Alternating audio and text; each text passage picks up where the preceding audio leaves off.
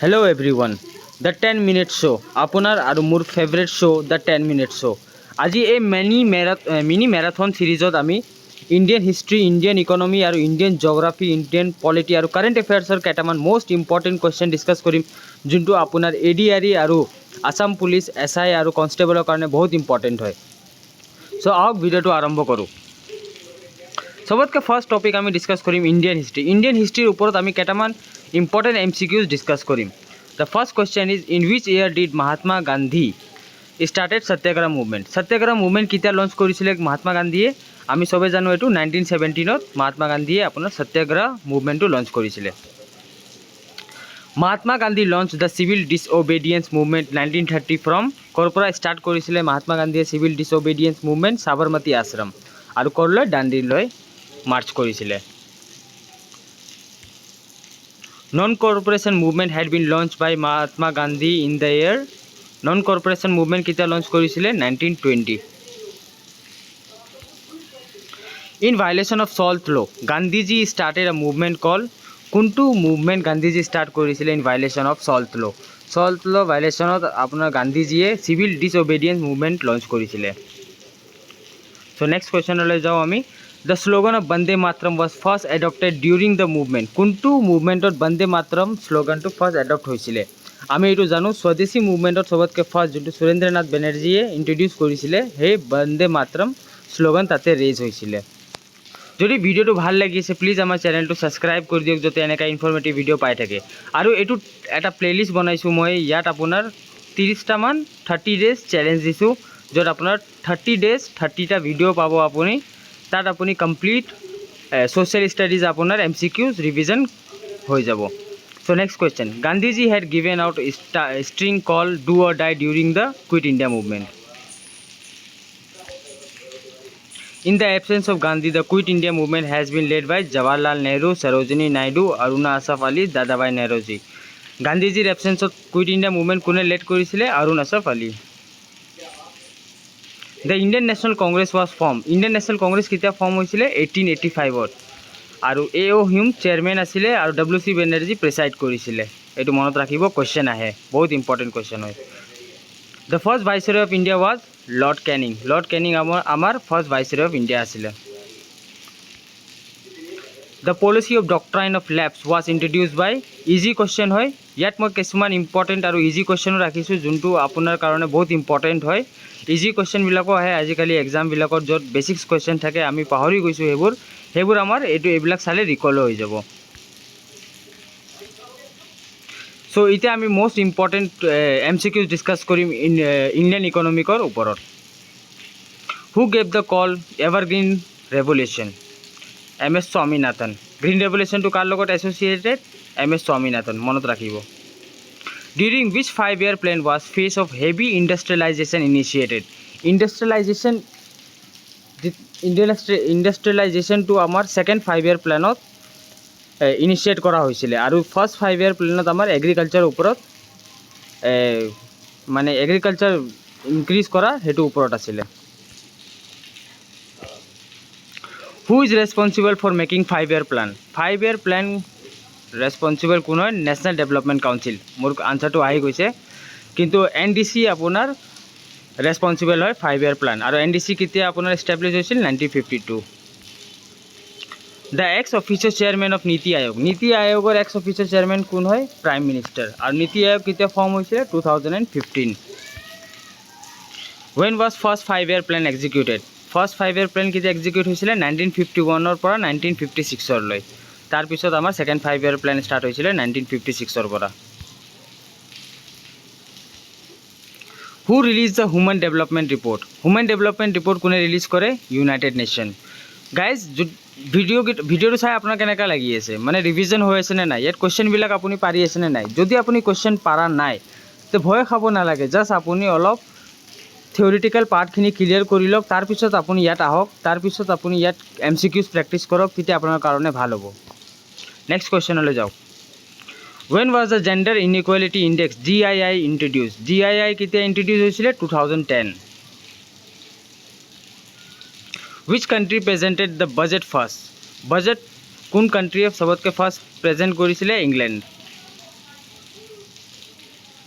When was the first industrial policy of India launched? Industrial policy of India কেতিয়া launch হৈছিলে 1948 First 5-year plan was based on first 5-year plan to Herald Domer model আৰু second to PC Mahan Lobis model. এতিয়া আমাৰ যোনটো টপিকটো আহিছে আপোনাৰ Indian geography প্ৰত্যেকটা 10টা কোৱেশ্চনৰ পিছে আপোনাৰ টপিক চেঞ্জ হৈ থাকিব সেইকাৰণে বহুত ইণ্টাৰেষ্টিং ভিডিঅ' হয় ভালো লাগিব আপোনালোকৰ ভিডিঅ'টো চাই প্লাছ আপোনাৰ পঢ়াও ভাল হ'ব আহক নেক্সট কোৱেশ্চনলৈ যাওঁ Indian geography the study of universe is known as cosmology the longest river of Asia is এছিয়াৰ চবতকৈ লংগেষ্ট ৰিভাৰ কোনটো হয় য়াংচি Which of the following country is called Garden of Lakes? Garden of Lakes কোনটো কান্ট্ৰিক কয় আমাৰ এইটো Finland The driest place on earth is Atacama Desert. Which one of the following pair of states of India indicates the easternmost and westernmost state? Easternmost states আমাৰ অৰুণাচল প্ৰদেশ হয় আৰু সবতকৈ westernmost states আমাৰ গুজৰাট হয় So অৰুণাচল প্ৰদেশ আৰু গুজৰাট হ'ব ইয়াৰ correct answer The Indian Standard Time is taken from which of the following city? Mirzapur. মনত ৰাখিব বহুত ইম্পৰ্টেণ্ট কোৱেশ্চন হয় Dash is the hottest planet in the solar system. বহুত বাৰ এইটো আপোনাৰ কম্পিটিটিভ এক্সামত এইটো জিঅ'গ্ৰাফিৰ কোৱেশ্চন আহিছে এইটোৰ আনসাৰ হ'ব আপোনাৰ Venus Which is the largest sea in the world? South China Sea is the largest sea in the world. The biggest desert of the world is কি হয় Sahara. মই আৰু এটা কথা জনাব বিচাৰিছোঁ যে ইয়াত যিমানকেইটা আমি কোৱেশ্চন প্ৰেক্টিছ কৰি আছোঁ গোটেই প্ৰিভিয়াছ ইয়াৰ কোৱেশ্চন অহা কোৱেশ্চনবোৰ হয় চ' এইবোৰ এটা কোৱেশ্চন আপোনাৰ কাৰণে বহুত ইম্পৰ্টেণ্ট কোৱেশ্চন হয় নেক্সট কোৱেশ্চনলৈ যাওঁ through how many Indian states does the topic of cancer passes topic of cancer ইণ্ডিয়াৰ পৰা পাছ হয় সেইটো আমি জানো কিমানটা ষ্টেটছ 8 ষ্টেটছৰ পৰা টপিক অফ কেঞ্চাৰ পাছ হয় যদি আপুনি গুৱাহাটী অসমত থাকে আমাৰ পৰা যদি আপুনি অফলাইন কোচিং ল'ব বিচাৰিছে like ADRE Assam police APSC আপোনাৰ AEJ different kinds of coaching service offline coaching service আমি গুৱাহাটী অসমত প্ৰভাইড কৰোঁ সো যদি আপুনি ল'ব বিচাৰিছে তো তলত এটা নাম্বাৰ দিয়া আছে তাতে আপুনি যোগাযোগ কৰিব পাৰিব এটা আমাৰ যোনটো নেক্সট টপিক আছে হেতু আপোনাৰ Indian polity the original copy of constitution is kept in which place যোনটো আমাৰ কনষ্টিটিউশ্যন আছে অৰিজিনেল কনষ্টিটিউশ্যন হেতু ক'ত ৰাখা হৈছে হেতু আমি জানো হেতু আমাৰ পাৰ্লিয়ামেণ্টত ৰাখা হৈছে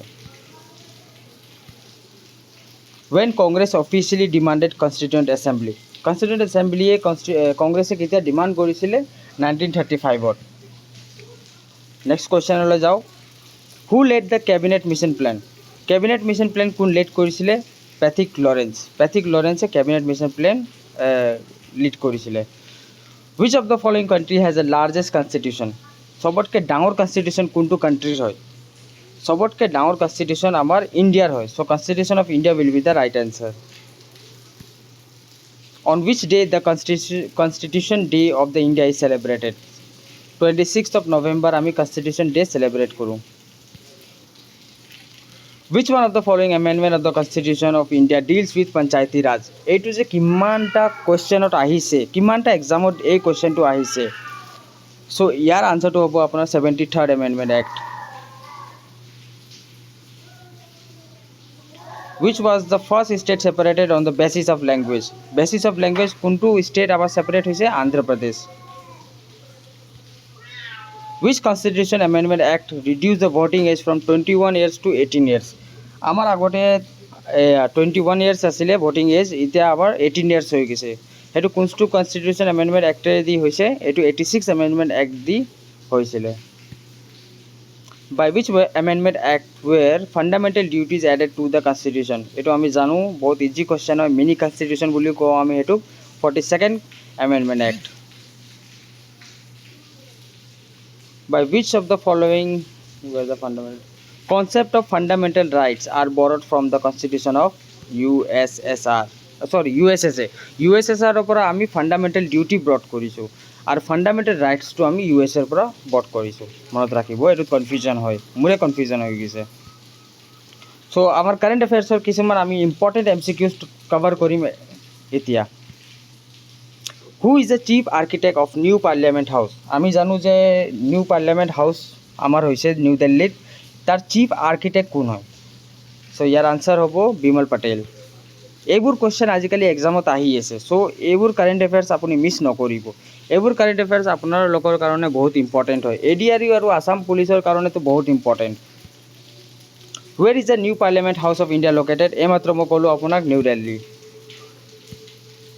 হাউ many seats are there for the Lok Sabha in the new parliament house? New parliament হাউচত লোকসভাৰ কাৰণে কিমানটা চিটছ আছে? চ' এতিয়াতো ইনক্ৰিজ হৈ গৈছে, এতিয়া আপোনাৰ আনচাৰ হ'ব C, 888।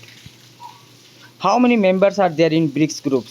ব্ৰিক্স গ্ৰুপছত কিমানটা মেম্বাৰ আছে? আগত ব্ৰিক্স গ্ৰুপছত 4টা আছিলে, এতিয়া ব্ৰিক্স গ্ৰুপছত 5টা মেম্বাৰ হৈ গৈছে। Where is the headquarter of BRICS? ব্ৰিক্সৰ হেড কোৱাৰ্টাৰ ক'ত আছে? আমি এইটো জানো চাইনাত আছে। Where is the what is the only mission launch by ISRO' to study the moon? মুনৰ ষ্টাডি কৰিবৰ কাৰণে যোনটো মিছন ইছৰ'ই লঞ্চ কৰিছিলে সেইটো হ'ল আপোনাৰ Aditya L1। The name of sculpture of Ram idol in the Ram Mandir? Ram মন্দিৰৰ স্কাল্পচাৰৰ কোনে আছিল? সেইটো Arun Yogiraj. By which of the following rocket Aditya L1 mission has been launch? Aditya L1 মিছনটো কোনটো ৰকেট দি লঞ্চ হৈছে? প্ৰত্যেকটা মানে যোনটো আমাৰ মিছন হৈছে সেইটো কোনটো ৰকেটেদি লঞ্চ কৰিছে সেইটো বহুত ইম্পৰ্টেণ্ট কুৱেশ্যন হয়। প্ৰত্যেকটা মানে এক্সামত আমি দেখা পাওঁ যে এনেকুৱা ধৰণৰ এটা কুৱেশ্যন থাকে। চ' ইয়াৰ আনচাৰ হ'ব আপোনাৰ PSLV C57। আৰু আমাৰ যোনটো চন্দ্ৰয়ান 3 আছিলে সেইটো GSLV Mark 3, সেইটো মনত ৰাখিব, বহুত ইম্পৰ্টেণ্ট কুৱেশ্যন হয়। When were the first Asian Games organized? First Asian games কেতিয়া অৰ্গেনাইজ হৈছিলে? 1951ত। আৰু সেইটো ক'ত অৰ্গেনাইজ হৈছিলে? ইণ্ডিয়াত অৰ্গেনাইজ হৈছিলে আমাৰ Asian games, first Asian games.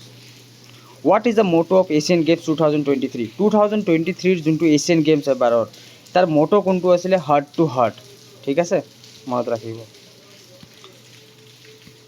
চ' আজি আমাৰ এই ভিডিঅ'টো অন্ত পৰিছে। মই আজি আপোনাক জনাব বিচাৰিছোঁ যে আমি অফলাইন কোচিং আৰম্ভ কৰি দিছোঁ। চ' আপুনি যদি ল'ব বিচাৰিছে তলত এটা নাম্বাৰ দি আছে, তাতে আপুনি কল কৰি টাইমিং, বেচেছ, প্ৰাইচ, এভৰিথিং যিকোনো ৰিলেটেড আপোনাৰ কুৱেৰিজ আছে তাতে আপুনি কণ্টেক্ট কৰিব পাৰিব। আৰু আছাম পুলিচ, SI আৰু আপোনাৰ যোনটো কনষ্টেবলৰ ৰানিং আৰু ফিজিকেলৰ কাৰণে যে বহুতকেইটাই ভয় খাই আছে, এতিয়া ভয় খাব নালাগে। আপোনালোকৰ কাৰণে আমি এটা ফিজিকেল বেটচ ষ্টাৰ্ট কৰিছোঁ, য'ত আপুনি গুৱাহাটীত আহি কেনে ইয়াতে থাকি কেনে প্ৰেক্টিছ কৰিব পাৰিব, নিজৰ ষ্টেমিনা ইনক্ৰিজ কৰিব পাৰিব, নিজৰ কনফিডেন্স বিল্ড আপ কৰিব পাৰিব। চ' তলত এটা নাম্বাৰ দি আছে, তাতে কল কৰি জনাব। ধন্যবাদ। আৰু যদি ভিডিঅ'টো ভাল লাগিছে প্লিজ আমাৰ চেনেলটো ছাবস্ক্ৰাইব কৰি দিব আৰু ভিডিঅ'টো নিজৰ বন্ধুৰ সৈতে শ্বেয়াৰ কৰিব।